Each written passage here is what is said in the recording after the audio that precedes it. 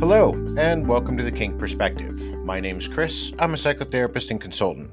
On today's second live interview edition, yesterday I had a sit down with Semina Princess and had a really good discussion from the bottoms perspective of rope. I was supposed to have Ashley on with me yesterday, but due to a logistical error and timing for myself and where we are in the world, I kind of screwed that all up. So I'm sitting down with her today to have another conversation about the other side of rope, where I get a perspective from somebody else from the conversation I had a couple of weeks ago with Mr. Tinkertrain. And that's really understanding the process, the draw, why we do what we do inside of a community, and um, get a better understanding of some of the questions that I had asked him. That, like I said yesterday, it's not that he can't answer, but it's not in his station to answer because he's not the one being tied. So, with that said, today, thank you so much, today, Ash, for joining me and spending your afternoon with me, chatting for a little while about your love for the rope community. Absolutely. I am happy to be here, and I look forward to trying to do more things like this. I want to spread the love. Well, like we were just talking a minute ago, I know inside of the fetish community, rope is a big draw for a lot of people. A couple of years ago, interesting enough, there was a very young woman in Canada was finishing and she was working on her PhD. She defended her dissertation, got her doctorate. She's a doctor now, I think in sociology. But she wrote her dissertation actually about rope bondage, and its effect on the community. And it was really quite interesting. I ended up downloading it and I read it. It was a stunning read. What I see this passion that everybody has for it, but obviously I know you can't speak for everybody. What about it, rope for you? Where did that journey begin, and what about it is so enthralling for you? Okay, so my journey with rope started back when I was a very, very small child, and it has morphed over the years. So when I was a very little girl, my father had come back from the Navy with a mesh laundry bag, and it was just the right size that a 4-year-old could fit right inside. And so I would crawl in the mesh laundry bag, and my father would use the clip and clip it up, and I would crawl around on the floor in this laundry bag. And occasionally, if we Yes, were I do remember those things. if we were in a stable enough place where there was tree branches and he could tie a rope over a branch and hang the bag, he'd do that occasionally. I loved it. I would laugh and giggle and roll around, and it was the most amazing experience. And then And I, in today's society, we couldn't do that. They would be claiming child abuse and you ugh, know all everybody exactly. who's overly sensitive. But It- I remember the mesh bags. I had one very fondly in my time in the Navy. and so I utilized the bag. I still have it to this day, and I almost fit in it just enough to be able to bring me back to the nostalgia days of when I was a child. Um, but after I got a little too big to fit in the bag, like comfortably and be able to move, I stopped having that experience. And I didn't know that I was missing that experience until I was about 29 years old. I met a gentleman who found that I seemed to have kind of a natural proclivity to being submissive, and he suggested I look into that and what that would mean for me, and if it meant anything for me. And so I found FetLife, and I started looking into the open houses in the area, and I started to try to look for classes in the area.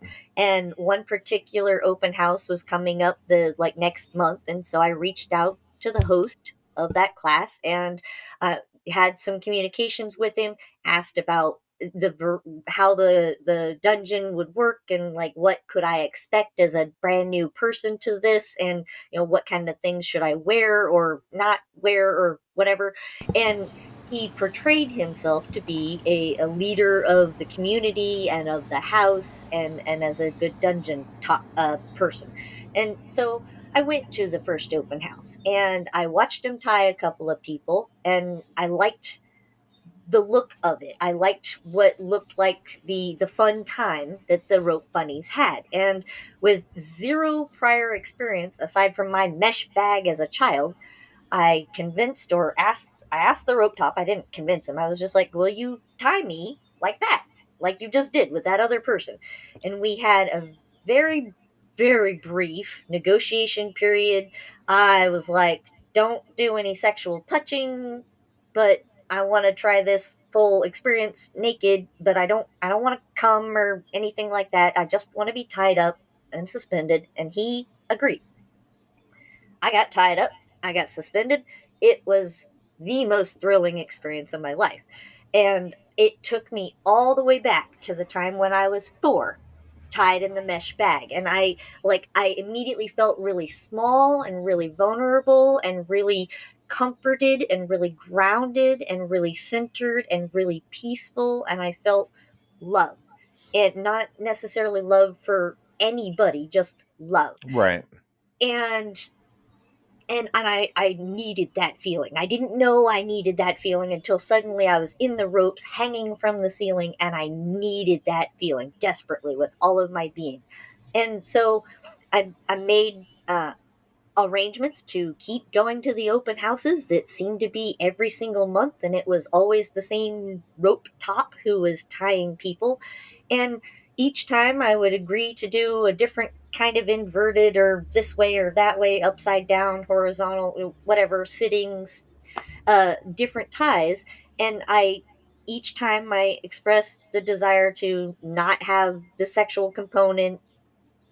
I understand you're gonna touch around my breast because you got a tie around my chest. I get it, but don't nipple pinch or anything like that. Right. And each time I tried to express that, each there was a couple of times when I was be over there with just like a photographer, for instance, and the rope top would push that boundary. While I was tied, suspending, he would tweak a nipple, or while he was tying me and wrapping around my thigh, he would deliberately put his fingers a little closer to the slit area than he really needed to based on where the rope was supposed to go. And each time I would kind of like growl. Was Go this ahead. all? Let me ask you this as Yeah. we kind of dive. Was this all in the very beginning of when you were Yeah. start your journey My with rope? first year of BDSM real deep dive into rope was this rope top, each time getting more and more pushy with the boundary of sexuality. At Did first it was you little teeny for things, the and then it person got more. who, because you had said before that somebody had suggested, although I don't ever recommend FetLife.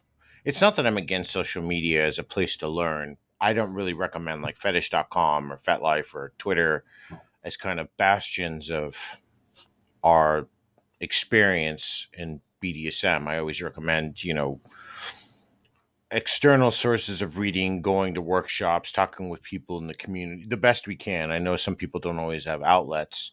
Um, but do you think that you should have spent more time looking before getting involved to understand deeper? I absolutely do believe that I should have spent a whole lot longer doing more research. FetLife was just a first start, a place where I should have found the workshops. And I did start following a great number of kink related psychology, educational based people like you. And I think I'm following the Kink Shrink, and I'm following Pavlov, and those are really educational based writers here on FetLife. But I didn't really delve into their writings until after I'd already started experiencing the consent violations with the rope top in the Right. neighborhood. Um, so yes, if I could go back 10 years with the knowledge I have now, I would absolutely have not gone to an open house first. I would Yeah. not have tried to tie on my first damn outing. Oh, sorry.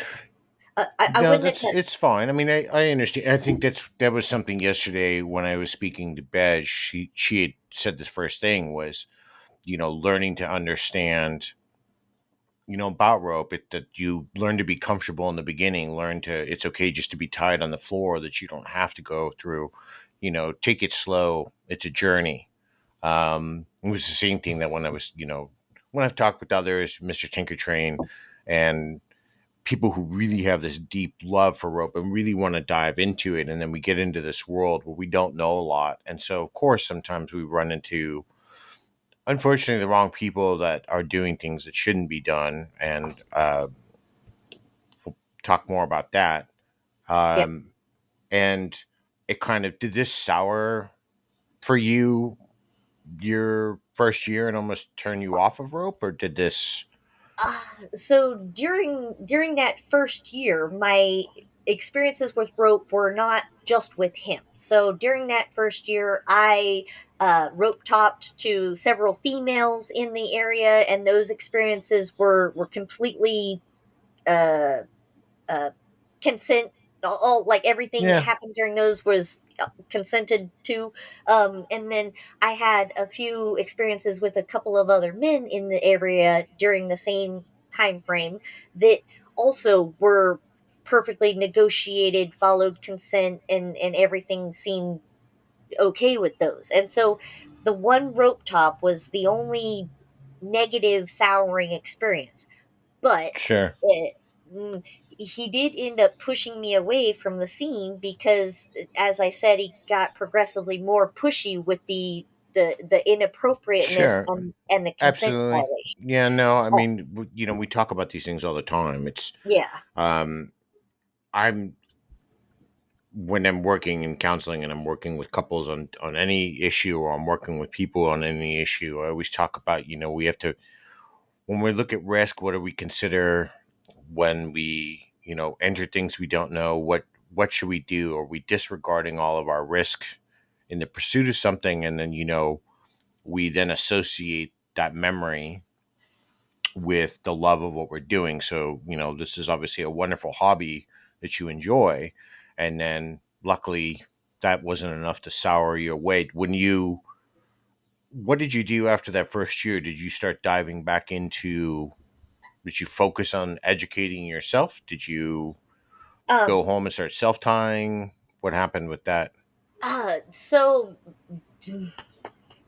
I do want to say that the reason that I allowed the consent violations to occur for a full year is because, as a new person to the scene, I had a false assumption of um, credibility. I'll call it. So the rope top I'm mentioning that was very bad about following consent.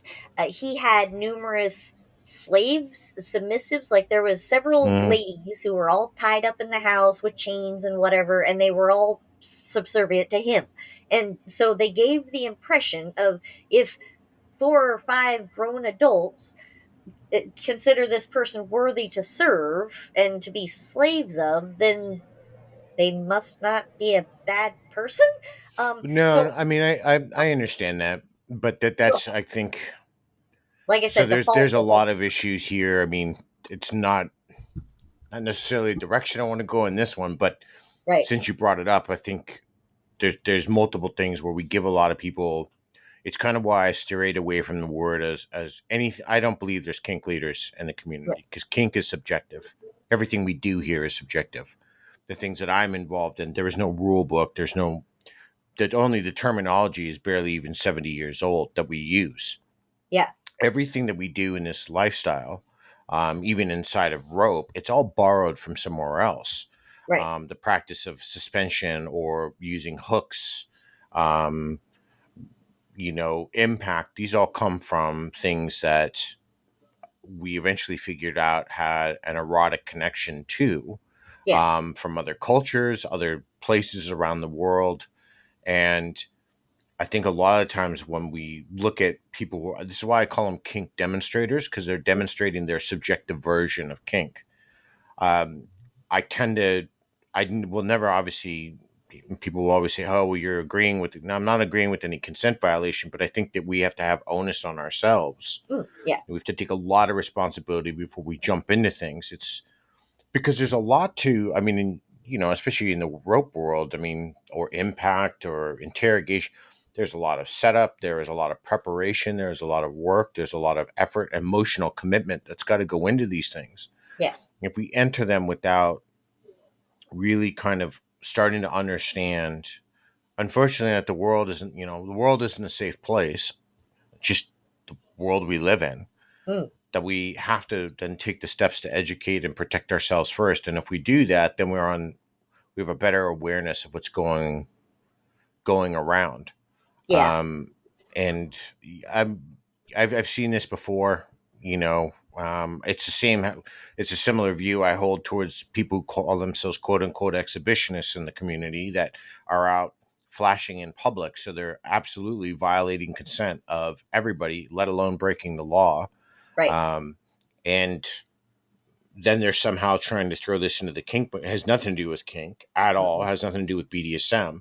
Right. As a matter of fact, their levels of exhibitionism, to me, would on the clinical side could end up be more of a on their they're knocking on disorder if this is a Yeah. consistent compulsion. But the majority of the time, these types of people are doing it for clout and clicks and loves. I don't want to stray too far because I Yeah. can spend all day on that topic. Um, Prior though to kind of your first year, did you have any prior experiences with BDSM before you found rope? Uh, no. I was kind of a prude before I was 29. I had very few sexual partners. I barely allowed the utilization of vibrators or dildos. Like I was like, no, don't, nah, nah. But I'd also never experienced sexual pleasure. So the first time I actually had a real orgasm after looking back and reconsidering my life was 29 when I met the person who had suggested I try to research the BDSM world. And he didn't Right. suggest FetLife, he suggested research it. And of course, when I typed in BDSM into Google, the first thing that popped up was FetLife. So that's where I started. And I should have done a much deeper dive. But you asked a little bit ago what I did after the year, what after I was soured kind of by the rope situation that I was in. You asked if I moved on to self suspension or what I did, and I didn't answer that because I circled back to explain why I kind of allowed the rope top to violate me. So I was party to it, and I take responsibility that I allowed that to happen. And so I then stepped all the way back from the community. I didn't engage in any open houses. I didn't engage in rope. I didn't go and hang out with any of the people that I had made connections with rope.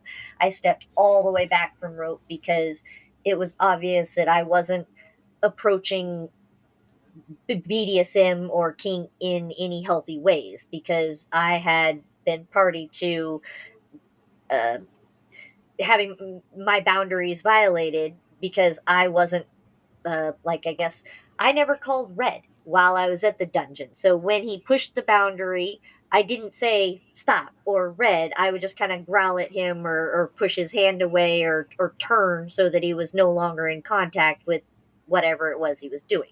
And so I never actually said stop that during a scene after I had negotiated don't do this particular thing. So I do take a lot of responsibility on that. I didn't play my part in it because as soon as he crossed that boundary, I should have said, thing, quit it. Yeah. And I realize that now. And so in 2020, I actually helped arrange a two-part BDSM domestic violence abuse related presentation here in my neighborhood, and I utilized an educator from the local women's shelter that took Okay. in people who had dealt with domestic violence and abuse, sexual assault kind of situations. And the gal was a kink informed educator, so she took into account, obviously, if you consent to your partner beating you with a cat o' nine tails, have at it. But if you say, don't beat me with the cat o' nine tails, and your partner beats you with the cat o' nine tails, now you've reached that consent violation. It's in the abuse category. And, here's how the education would relate to that and how to help handle that in those kinds of situations. And so I was kind of tentatively trying to get back into the community on an education based level to see if I could start to figure out how to interact with it in a healthy way. And my attempt at that was the domestic violence abuse presentations that I helped choreograph and set up and present. And because I also went through the training, so I had extensive knowledge in the domestic violence side of things. So I have a Sure. certification from the women's space here. Um, and so, uh, I mean, but you have other.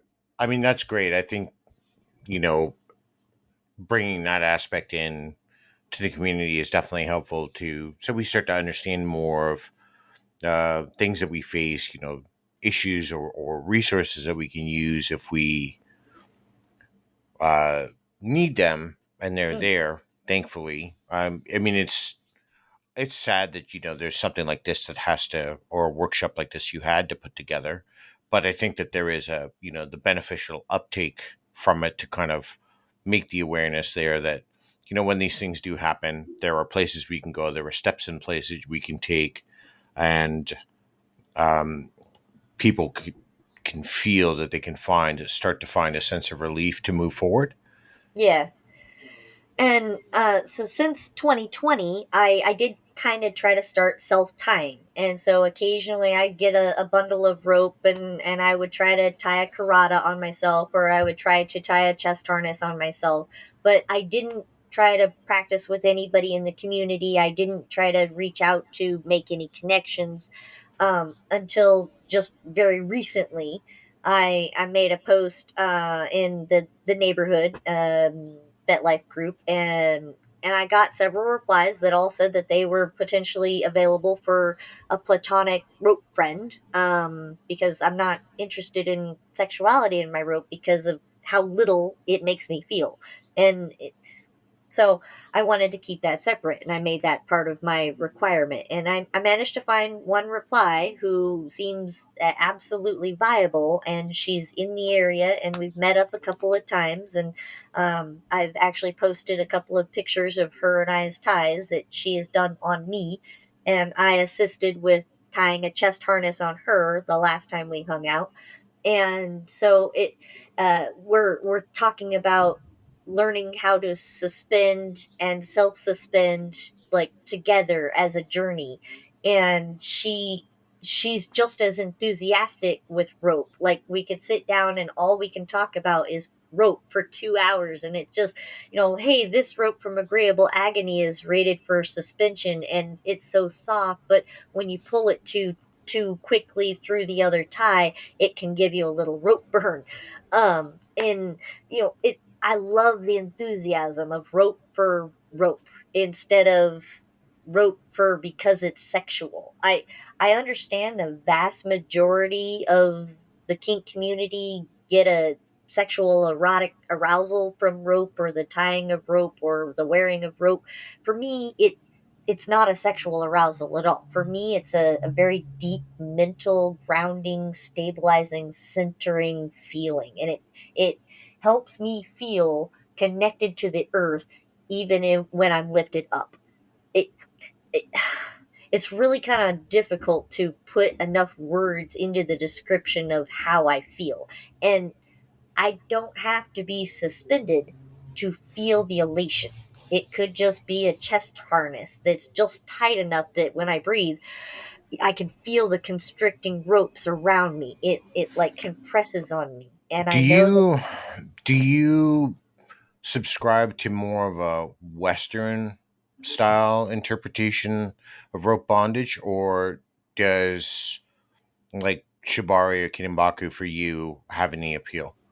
Um, honestly, I have a trouble differentiating which of those words is supposed to be what. So I do rope for the sake of the artwork and the usage of rope. Just simply holding rope is therapeutic for me and centering for me. And so I don't necessarily have to have it symmetrical. I don't necessarily have to have it pretty. It just has to be on me.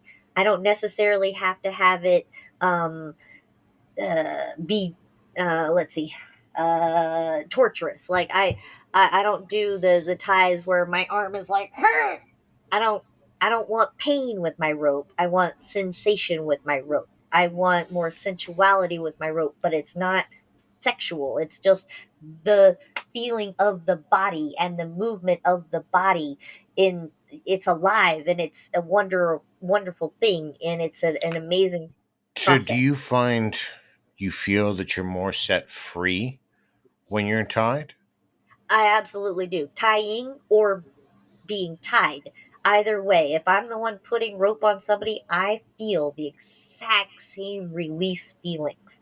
And so that's why I'm a rope switch, because for me it's either direction. I'm happy either way. But yes, I feel very free when I'm tied, as long as I'm not tied in a way that's torturous or painful. And I understand that some suspensions, like some of the pressure points where you've got the ropes, for instance, that's gonna cause discomfort because it's Sure. holding you with just a couple of lines. That's not the torturous that I'm talking about. Talking about when you twist your leg up backwards and it's just suspended by itself or whatever. I don't want no purple arms and legs or in Yeah, toes or no, what. I mean, well, it's like everything else in the lifestyle. We all have, there while there's some people who are into impact, for example, they may only want to be, they don't want to be bare hand spanked. They'll want an implement, but then they don't want to be caned. While they're all versions of impact, Right. everybody wants something different from it. Um, do you have any types of rituals you do before you start getting involved with your scene, like your setup, like your stretching, even in your headspace? I know that the connection that I've had with my new current rope person, we check in with each other. We say, have you drank any water today? Do you have plans for eating today? How's your headspace for today? And recently she was having trouble this past week, and she said she was feeling wonky, and so I told her we don't have to do rope on Friday if it's not gonna work for your body and your mind space right now. We can skip it and do it next time. And she was happy with that negotiation, and we had agreed to reschedule. And then Friday morning happened, and she's like, I'm feeling a lot better of a mindset today. Are you still free? Do you still want to try to do some rope? And I was like, based on our current communications and been able to kind of read her undertones of, is she feeling Sure. off or is she feeling yay?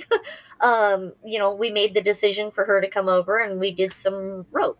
And it, I know I heard in your conversations with Mr. Tinker Train that you said that it takes forever, and the setup and the letdown of the rope, but it really doesn't. I'm her and I spend 2 hours on a Friday evening, and we get a chest harness done, and we usually sit around for Okay, about an so hour to and a half. me, to me, right there, you're you're not helping the case. You're not helping the case on rope at all. You're kind of reinforcing what I'm saying, and that's fine. I get it. I mean, the Because it takes faster 30 minutes. the thing is, like for me, I was in the Navy, so learning to do we worked with ropes tying up our ships. Yeah. I'm really good at knots and things like that. But that shit took forever, and there was hundreds of us plus tugboats doing that, and I just couldn't be bothered. Shore duty sucked, and I hated it then. I sure as now, years later, don't want to do it again. And again, it's fine. I know everybody loves something different, but in those 2 hours, I could have already probably started, finished my scene, well into aftercare, and probably off having dinner. And you all are still Well, still and messing around with the actually, rope. the scene portion only takes half an hour.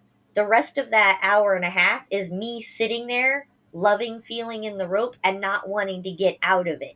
She actually left, went home with me still wearing the rope. I took the rope off by myself 2 hours later. So we don't do, or I don't do the aftercare because for me, the rope is my care. Sure. And there's no aftercare necessary. There's So I mean, no, that's an interesting point you brought up, because I actually talked about this yesterday, and I have to make this point clear. I've made it clear in writings. Aftercare is not something that everybody needs, or it comes in different forms, and we don't necessarily need aftercare from somebody. And a lot of people seem to think that aftercare is a given. It's not a given. It's something that has to be negotiated. mm, Everything we do in a lifestyle has to be negotiated. As I mentioned yesterday, I there was a sub once that I met a few years ago, and she was very staunch on this point. She's like, "I'm not after. I am not after aftercare. I don't want it. mm, Maybe after I get to know somebody after 6 or 9 months, but I just kind of want to come in, do my scene, and then leave." yeah, And fair enough. I think because we also get into this regimented idea, and we connect to all these words emotionally, because we keep, so many people throw a lot of words around in the lifestyle. They take this lexicon of BDSM terms, and they put it out there, and then all of a sudden we start associating, everything has to be there, and that's really not how it works. yeah, um, it's the same when I see arguments about dominance being able to stop a scene and people freaking out. I'm like, well, doms can stop a scene just like a sub ab- can stop a scene. um, absolutely. Safe words are something that are negotiated. They're actually not a requirement, and people will think that makes somebody unsafe, but Mm. that's absolutely not true. It Old school depends on the people from people. BDSM that I know, safe words don't exist. That's because they've been with their partners for so long. They understand and know everything that's going on. The consent is already there, but they've Mhm. negotiated these things all through all of this time. Yeah, And then we get to the part about aftercare. It's not a given. Just like sex isn't a given in a relationship. right. Everything gets negotiated, and so that's why it was kind of an interesting point that you brought that. Do you, when you look, are you monogamous, poly? Um, we've Not been to put you on the monogamous. spot, but We've been, well, it's kind of right now, it's kind of in flux actually. So we've been monogamous since we got married. But before we got married, we were poly. Um, together separately. So, he dated whoever he wanted, and some right, of them dated me too, and I dated whoever I wanted. And so it was just kind of a whatever. And it was fine. And then we got married, and our dynamic changed, and a lot of things about our relationship became unhealthy, and some of that now we know is because he has celiac, that we didn't know he had celiac, and so he was sure, getting everyday wheat exposure, which was causing his body to go into an autoimmune yep, overdrive and increasing reactivity and aggression and anger. And so we didn't have a dynamic because he couldn't spank without being mad, for instance. And so we didn't have a dynamic to prevent any abuse from occurring because his body was so reactive to everything. And so to stay safe, we didn't engage in any kink or dynamic of any kind for a good long time. We recently found out he was celiac, and we've adjusted his diet, and he's no longer experiencing the severe bodily reactions that he was.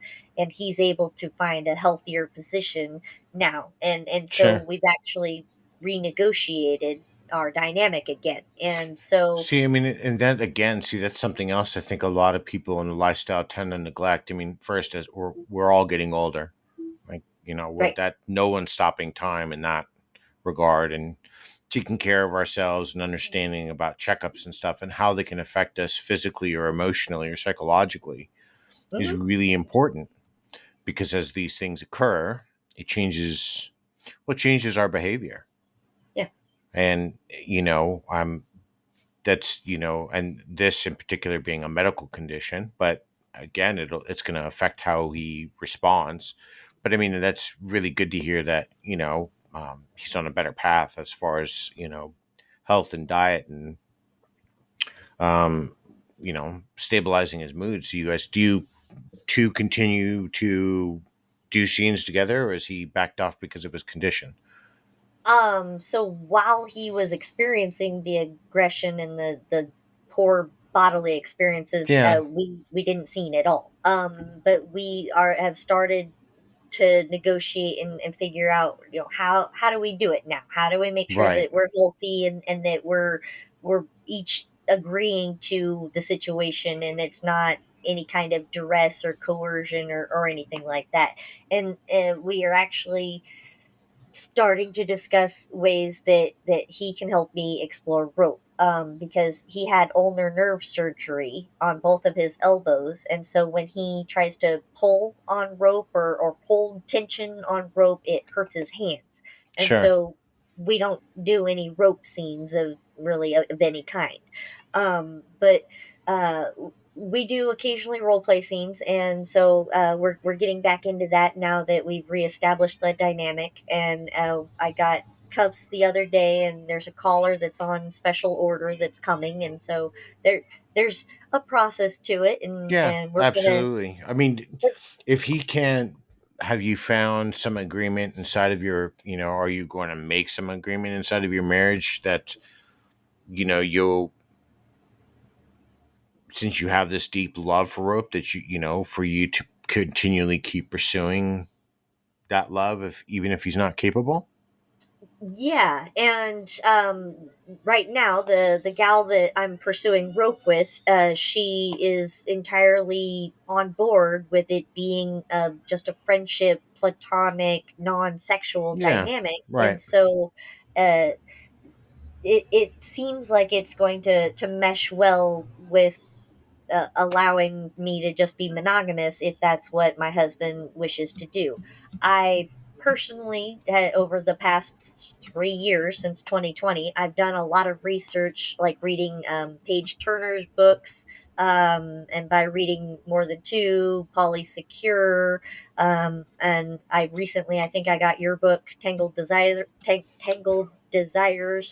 yeah, enough to I tangle haven't your read it mouth yet, just but I trying to got it. say, just trying to say it. Yeah, So I haven't yet read your book, but I got it I think 2 days ago.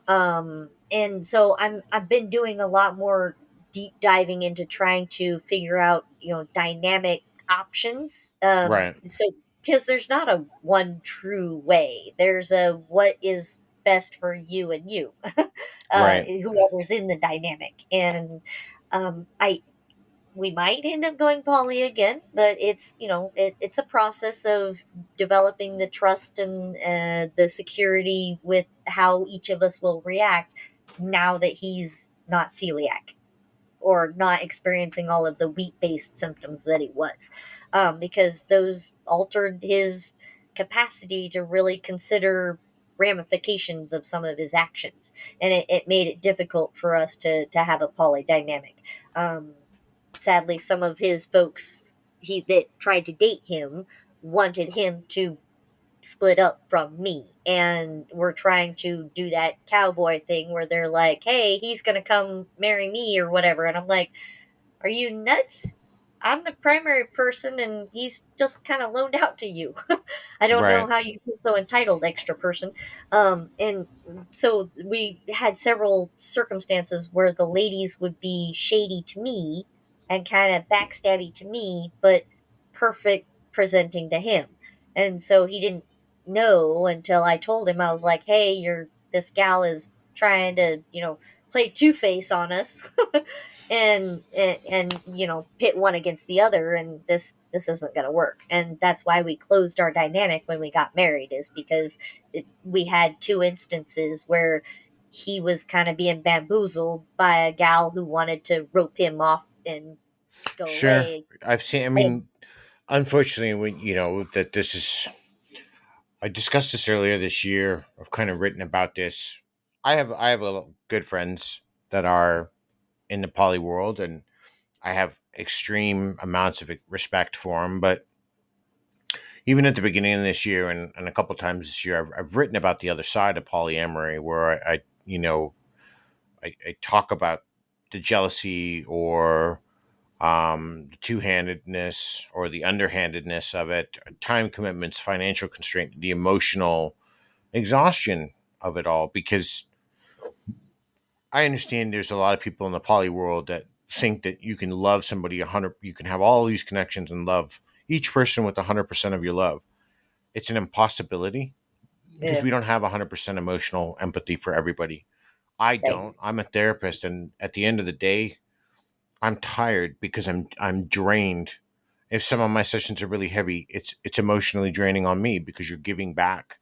And this Hmm. isn't even in a relationship that I'm in where it's a reciprocal relationship. This is me trying to, obviously work with somebody to help. So when Right. those types of things occur, they are drainful and they are, I mean, again, and I hate saying this, but statistics don't lie. When I talked Right. about North America alone, of probably close to 400 million people between two countries, and I said, well, 90% of all poly relationships fail.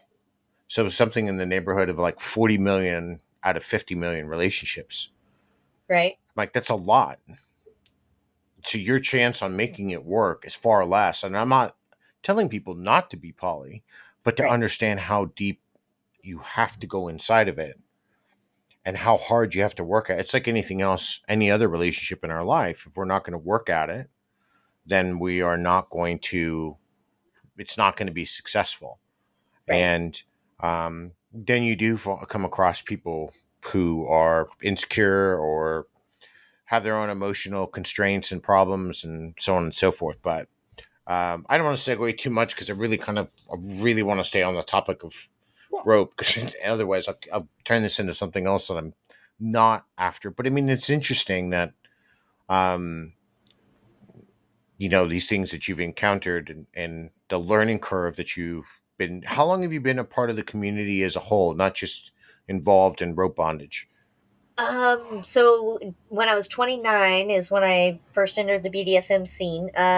So that was what, shit, 12 years ago. But I wasn't really part of the scene for 8 of those 12 years.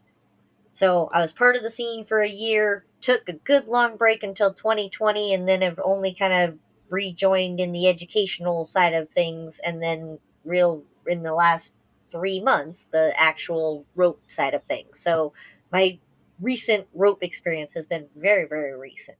I'm Right. only just Do rejoined in. you do you find you experience any type of emotions before you enter a rope scene? Just anything, anything that you personally experience? Not necessarily when you're working with somebody. Well, even if you are, it's still going to come from your side. Yeah.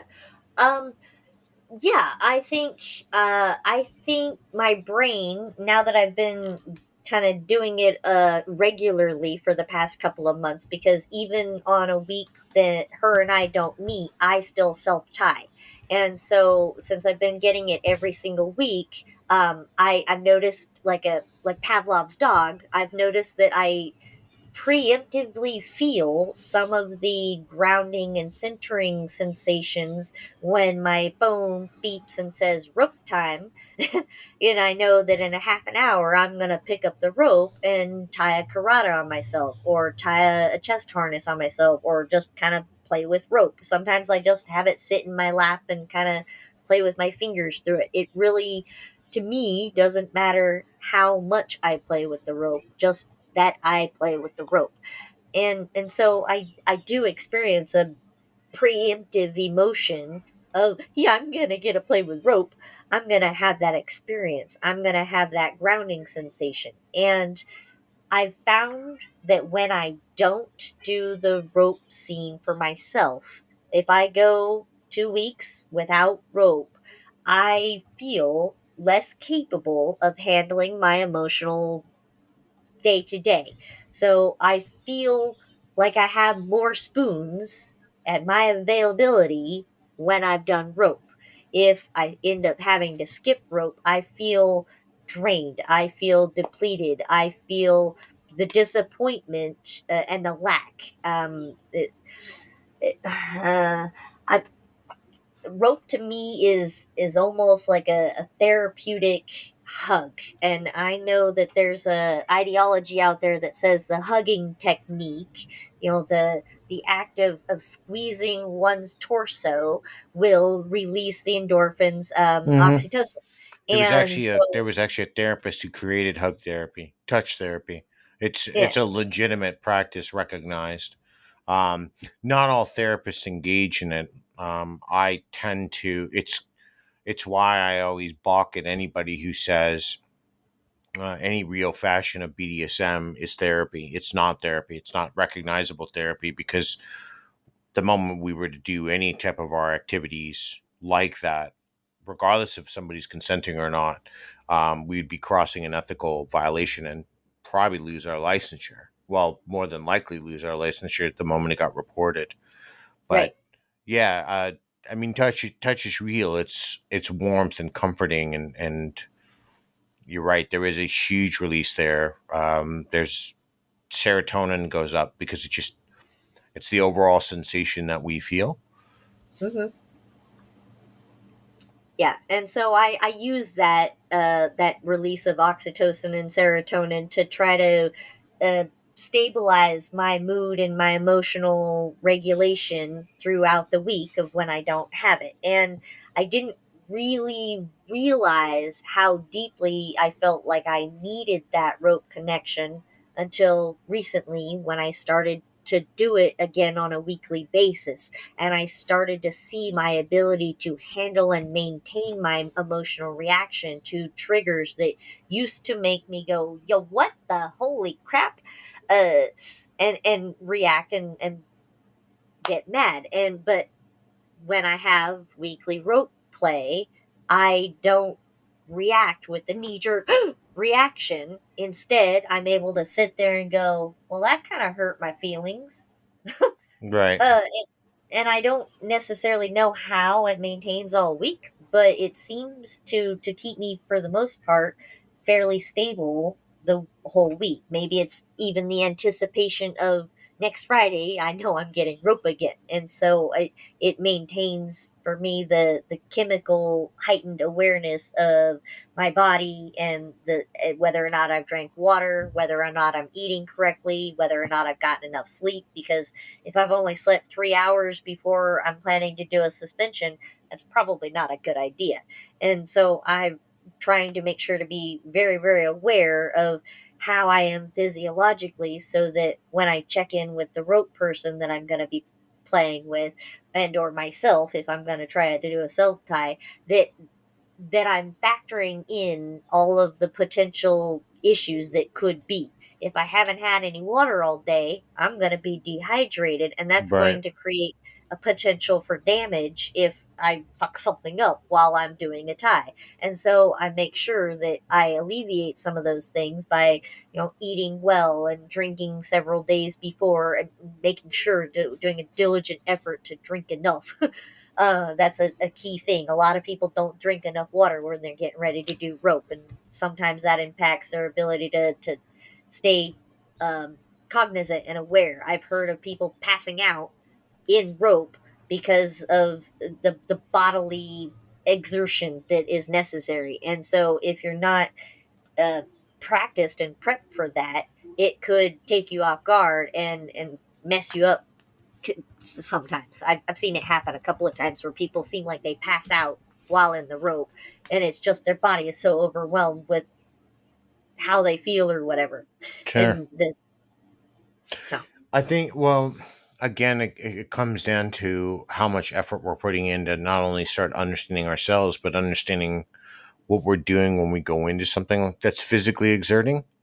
yeah, Um, are you, do you continue now, not only, obviously with your own self tying or tying with your partner, but do you continue your own educational pursuits as far as like reading more, watching, is there somebody on YouTube that you follow that's, big in their community to learn more? How do you go about and navigate all of that?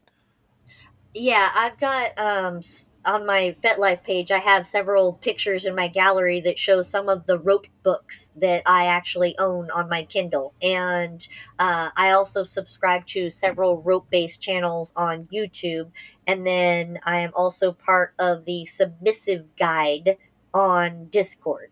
And I follow several of the groups on FetLife that are to be tied or not tied, and it talks about the nerve injuries and the broken bone issues and the falling issues, and they discuss the various types of rope and the issues they've had with the rope, and if they put the rope in rubbing alcohol, for instance, it degrades the rope, and it causes it to potentially snap if you do it as a suspension rope afterwards. So they post a lot of things about what to watch for and what to not do, based off of somebody has had this experience and this is how this experience happened. And so I've been trying to do a lot more education research so that I know before I suspend. Like my current rope person and I have only done floor work. She's done a couple of chest harnesses on me, and she did one like thigh leg mermaid kind of harness on my legs.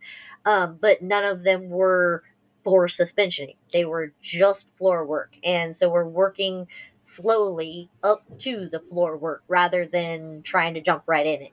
And so she has several of the rope books that are actually physical books, and I have several of them as Kindle books. And every time we want to do a tie, we try to pull up a video of some kind that will teach us how to do that tie. And we stop it several times along the way and go, well, wait, which direction did they loop that? And how did that happen? And for her and I, she doesn't get upset about the additional time it takes to maybe unravel a loop because, oh, that's backwards or that's not going to hold correctly. And so she'll unravel a loop to make it so that it will hold the way it's supposed to. And I don't mind the additional delays to get it right either. And so both of us really take pride in getting it so that it's the correct loopy knot, whatever. I don't remember like half hitch bite whatever. I don't remember all of that. I'm just like, this is the end of the rope, this is the middle of the rope, I'm looping it. Do I, you think though that there's any part of you that's even, I guess, even in a limited extent, is missing out on the experience because you don't know that? um yes, to some extent, but I think I can follow a tutorial and a picture to be able to get the thing to loop the same direction without knowing that's called a half hitch or a munter's knot or a Jezebel twist or whatever. I, I I can go, I know to loop it like a clover leaf, and I don't really care what that's called. I know it looks pretty, and I know how to make that happen. And maybe I am missing out some, but I guess I should look into it a little more. Yeah, I mean, I think it's well, I mean, to everybody's, I guess it's to everybody's experience how deep they want to go inside of their given um their given fetish or Right. desires to be in a certain realm. Um, I don't know in your world how much that enhances it. I know, like from the sadism angle, we have to understand about impact. We have to understand where to hit. So it's every nuance for us, at least for those I work with and or play with or seen with or whatever the question case may be. Hmm. The deeper that we go, the more understanding that we do, the more we end up getting out of it. Is there a lot of aspect for you where you like to be, do all the ties? Because I've seen some of your photos where, it's really beautifully colored rope. Hmm. Do you find a lot of the times too, are you drawn to the exhibition side of rope? I do like having other people enjoy what I share. I like knowing that other people have learned something or got something from it. If they, if somebody enjoys a piece of art, then they got something from it. And so I get something from knowing that they like and enjoy the art. It for me, it's not a sexual side of the exhibition, but I do like sharing what I do, and which is why I post. And I like the different colors. I like the trying to create patterns, but I also am pretty freeform in my rope. I don't necessarily. Sometimes I don't know if you've seen some of the pictures. They're pretty messy. Not all of them are symmetrical and perfectly aligned. And so that's one of the reasons why I think maybe I'm not missing out so much on what is this not called, because a lot of times I'm free flow direction figuring it out if I'm only doing a chest harness or a karata. I'm just kind of placing the rope where it feels good and making sure to secure it so that it doesn't move where it's not supposed to. And for me, I don't need to know the name of the knot to get Sure. it to fit right. Is there something in rope that you have wanted to do that you haven't gotten around to doing yet? So I want to get to the point where I can do a tandem suspension with somebody else, and whether that's other riggers suspending me and another person, or whether that's me and another person and several spotters slash assistants doing it. I'm I'm open to kind of whatever dynamic needs to happen for a double suspension, but that's my goal. And I've wanted to kind of try to figure out how to suspend from some of the bridges in my county. Some of them are wooded covered bridges and they're really beautiful, like over little creeks and over water and whatnot. And I think that they would be a beautiful artistic piece for a person to be hanging under one of those bridges. Obviously, not over one with a road or something like that, because we don't want to add to the danger. But I've seen lots of riggers I follow post pictures of their bunnies hanging above water, and I'm like, that could be doable from something like a walking covered bridge that's not going to Sure. be rope bearing, for instance, and Yeah, I could be think those cool. are the types of scenes that take, obviously there's a lot of planning, a lot of build up, a lot of Yep. permits if you're doing something publicly off of a bridge. Because I Yeah. think if anybody's passing by, eventually if you don't have permission, Johnny Law is going to come around and ask you what you're doing there. Oh yeah. So, and plus, then if you're tied up and bound, and the safety aspects that have to go into it, and to me, you don't want to fall in something like that, or water, or sand, or dirt, or snow, and then you Right. can't breathe. Um, do you incorporate anything else into your play as far as into your rope? Do you do impacts? Do you do do you go, I don't know if you're a masochist or not, so do you go into beatings or anything like that, or having your head dunked in water? So no, I guess in that regard, I would be considered vanilla. I am not into pain. I'm not interested in being beat. I'm not interested in beating anyone else. I'm not interested in torture play, so I don't want my arms twisted back or my head Sure. dunked in ice water or anything like that. A crick is different. For me, I grew up in the woods when I was a kid, so a crick is a crick. But I'm not interested in torture. I'm not interested in pain for the sake of pain. I get nothing out of it. But so no, I have not incorporated any kind of additional play as of yet in my rope.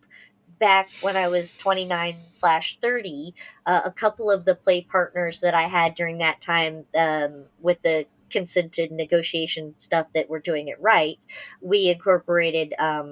There was sexuality with a few of them, and so we incorporated like ice cubes up inside and or ice cubes along the edges of the rope, so creating sensation play, and then a Wartenberg wheel along like the edges of the rope to create the little pokey, but not pushing it enough to cause pain, only Right. pushing it enough to cause the little So, particularly yeah, preferred to sensation. understand what the sensations are.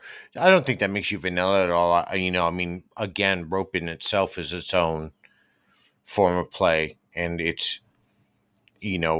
takes a long time to understand tension and weights and strengths of different types of rope. Do you incorporate different types of rope, or do you use something? I know there's obviously not nylon and cotton and hemp and all these different things. Is it something specific more that you are attracted to, or you have a more of Um, a you're drawn to? So when I was 29/30 and I was going to the open houses, they used jute and hemp rope, I think, at the open house. And so I had experience having that put on me.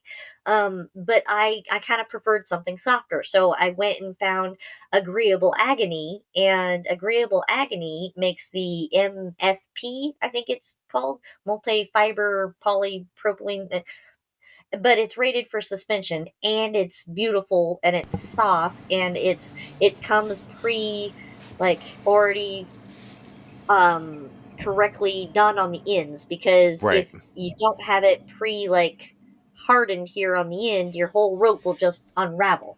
And I'm kind of a lazy rope person. I don't want to have to measure all my pieces and do all the ends, so I pay the company to do it for me, and they provide stunning rope. And every time I buy rope, I will go back to Agreeable Agony, just because of the quality that they put into what they do. Sure. Um, and it's rated for suspension, so it's perfect for me. It does the colorful aspect when I'm doing a karata or just a chest piece or a thigh piece or leg or whatever I want. It's colorful and it's bright and it's vibrant. But it's also rated for my future bunny goals, which is the suspensioning. And the room I'm sitting in right now, I'm actually planning to put 4x4 posts in the corners and then 4x4 beams up along the ceiling, so that I can create my own suspensioning frame in my Right. house, and my own swing set here in my room. And I have the wood outside. I just haven't brought it in yet to create it. It's in the process though, and so I'm working up to the suspending by myself as well as suspending with somebody else. I can imagine that would take a lot of planning and execution and perseverance to get to that point. But again, see, that's effort. That's one thing that I talk about in the lifestyle. Like, you're still now wanting, as your journey continues, you're still wanting to get more out of it and still keep exploring and pushing your own limits. Hmm. Even by doing that in your own private space. Um, and that's the thing I think that I find is most interesting, because we get involved in these niche kinks or fetishes that we really just drive us, and then all of a sudden, $10,000 later on rope, a building of a room, and outfits or whatever, and Hmm. we don't even realize how deep down the rabbit hole we've gone. Yeah, but during that time, all of the experiences that one has had being tied are healing and therapeutic, at least to me.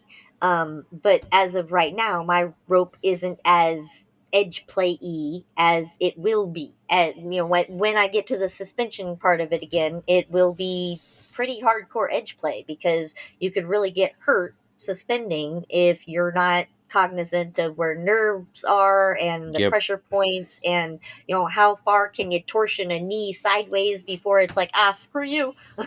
um and so that's my goal, is to build up slowly this time in a healthy way, and in a fashion that is appropriate for my body capacity. And so every so often I'll make sure to assess, how limber do I feel like I can actually move my body in ways that are going to be healthy in rope, or do I feel like it would cause it to be extra painful for whatever issue I'm currently having. Like several weeks ago, when I moved all of the 2x4s, I was just drained. It wasn't several weeks, it was several months ago. Sorry, it was just before we started the rope experience. Um, but right before, I had moved 10 by 4s, and I was exhausted for 2 days later. And so I was like, I'm not going to be able to do rope of any kind if this is how my body is going to react after Sure. being physical. And so I Yeah, no started. one no one likes getting older. That becomes I don't care how well we take care of ourselves and, eat right and eat our Wheaties and do our push-ups every day and go for walks. Age is a factor because we all have jobs. We have a life outside of the community for the most part. The majority of us have a life outside of this lifestyle. Right. And like I was telling you before we began, my day starts most days during the week. I start at about 4 o'clock in the morning, and just before we talked, I found like 2 minutes where I could sit and eat something. But Hmm. by the time I'm done today, I'm spent. So pretty much the last thing I can think of at the end of the day is, great. How sadistic can I be? I want to, or like I'm great at creating stuff, but it's just as I get older, instead of going, yeah, I'm gonna go skiing this weekend, it's like, I'm gonna rest. Yeah. I'm old. I'm not old, but and old is a state of mind, but it's just like I'm physically exhausted and I Right. don't have anything else because I'm emotionally or mentally drained this week. I don't have anything else I can really contribute to at this moment, that's going to require a lot of my thought or physical stature. So Right. yeah, I understand that, but I mean that is, I guess that then becomes the nice part though, for in your regard, that screw it, if you are tired but you're getting tied up and suspended, there's nothing but just enjoy that process. I disagree with that. When I'm being suspended, I interact a lot. I am participatory in my involvement. Um, I move and I assist and I hold ropes, and I'm, well, at this point we're not suspending yet, but I help her figure out, which direction does that tie go, and how much tautness do we need to have here to make sure that when we're done with the tie, it's not Right. cutting off any circulation or whatever. And so I don't, I'm not a placid rope experiencer. I am actively involved, An even active if I'm the participant. one being tied. Yeah. Yeah. No, well, I mean, I think you got to be. I think you have to immerse yourself in the experience to those levels. And then, for each person's journey thereafter, it gets better. I mean, what I like, and it's the same thing when I was talking with Bez yesterday, was it's effort and continual drive to keep working at your craft. It's Yeah. not, hey, I just saw this on a YouTube video and I want to try it out and see how it works out for me. Not knowing anything you're about to enter, because I think there's a perception. Actually, I know there's a perception, and it's very evident when I look at social media that people think, oh, I see this, I can go ahead and do this. They don't really realize, there is 4 weeks to building up to that scene, Mm. and then the emotional effects afterwards. Yep. And they take none of this into account. And I'm not saying it's everybody, but I can say it's a big, vast majority of people. Yeah. And so I applaud you for that you're continually working, because like I said, I have seen some of your artwork, and it's captivating, and it shows how much commitment and time that you're putting into your craft. And it's important for, I think that was the other part of this that I wanted people to understand, that you have to be, especially inside of rope, there has to be active participation all the way around. It can't just be all the rigor and then that's it. Right. The rope bunny or the experiencer being tied has to be aware of, their own limitations. For example, my hips, I have a condition called leg calvi Perthes disease, and it's basically deterioration of the hip socket and femur head. And so I can't really spread my legs as wide as somebody who does not have the disorder. Right. And And so I have to be aware of that and say, when you tie me, if we do anything with this leg, we have to be careful about positioning to make sure that Right. it's not going to just because if I torsion it too far, it could just break. It's kind of a fragile, finicky pain in the ass.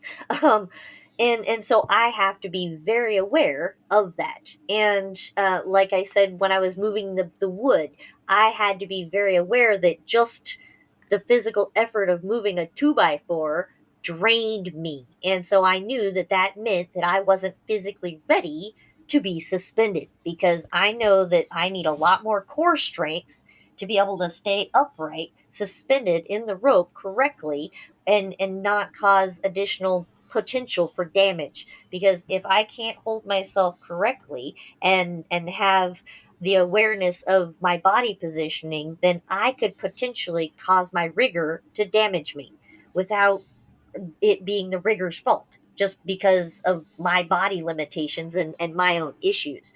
And I didn't know any of that or think about any of that when I entered the scene when I was 29. I told the rope top I couldn't have the spread eagle on my legs, but that was really it.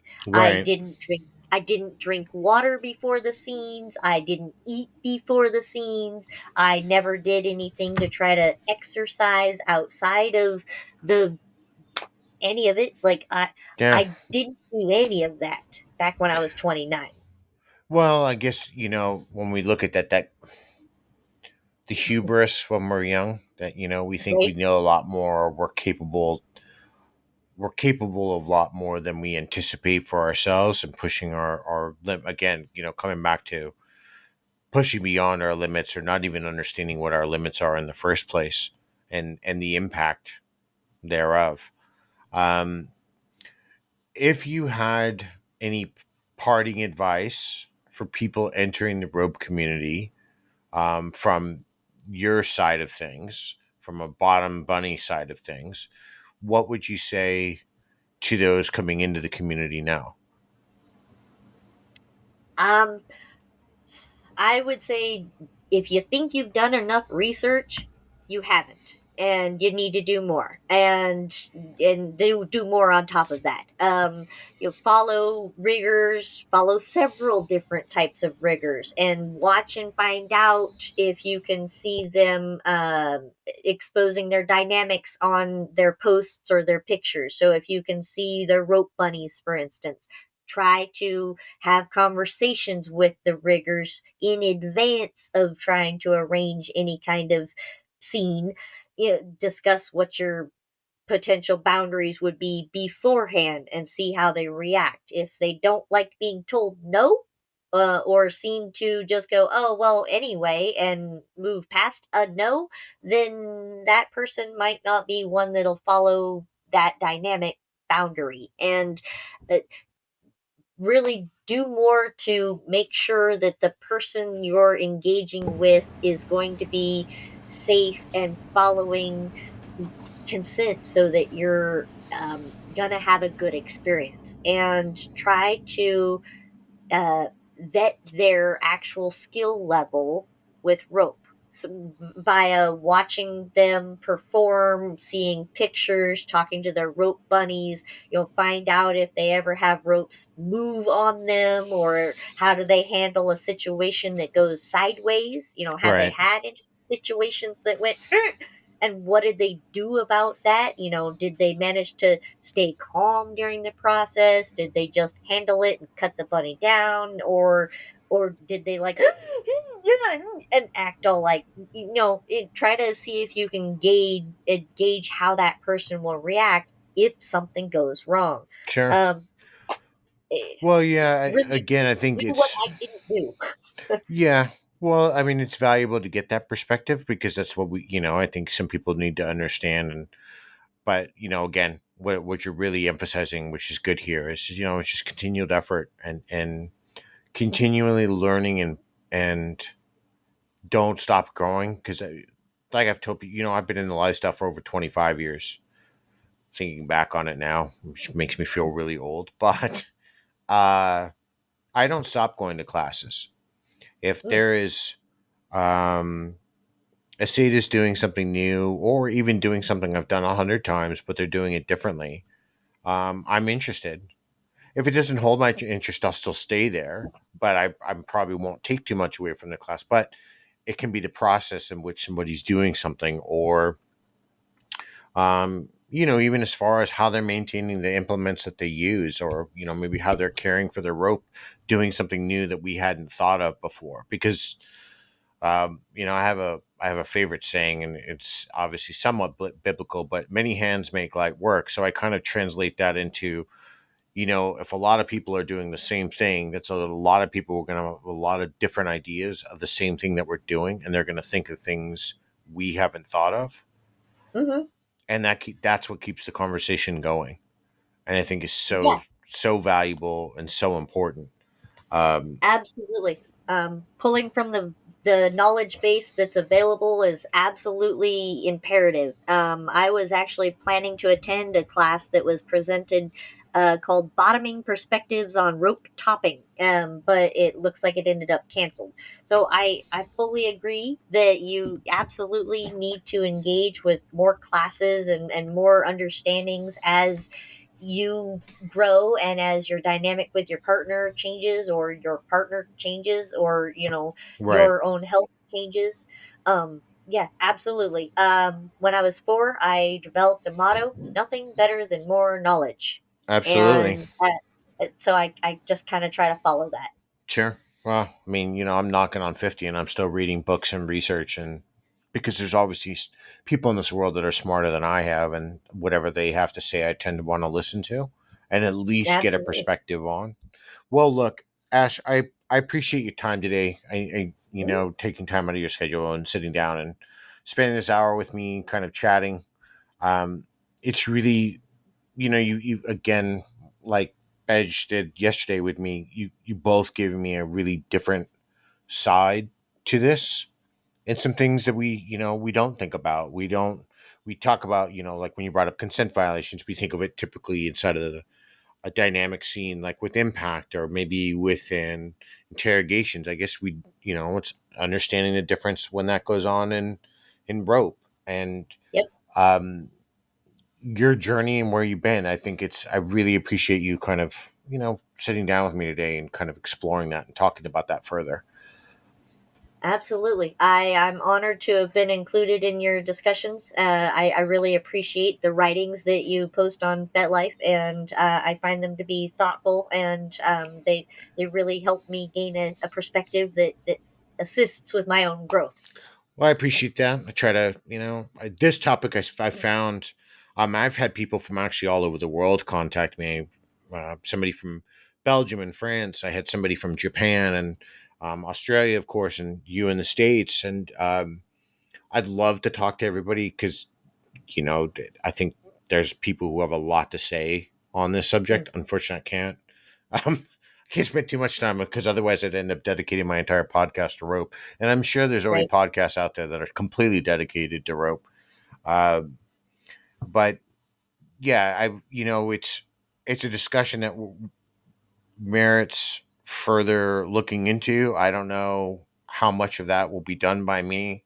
I have a friend in Mm, my group that I belong to, that I'm a part of. He's a rigger. He's been trying for years, and I told him pretty much the only way you're going to get me as a sadist really interested in rope is if you can create rope that's either got fish hooks or like razors in it, and then I'm kind of interested because I can implement pain.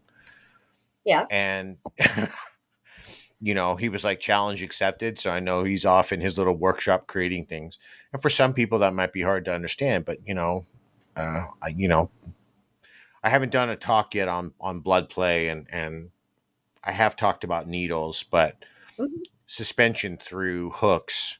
I've touched base a little bit on that, but it's a little bit different. Well, look, again, thank you so much, Ashley. I definitely appreciate your time.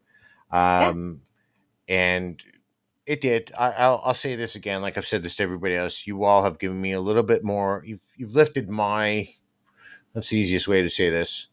I guess you've lifted my bias a little bit against row. I still think it takes forever, personally. I can probably do like 4 scenes and then go to bed while you all are still checking your rope, and that's fine. That's fine. It's not a competition. Sometimes it is, but it's not always a competition. Um, but I do appreciate it. Um, with that said, until next time, everybody, be safe and stay kinky.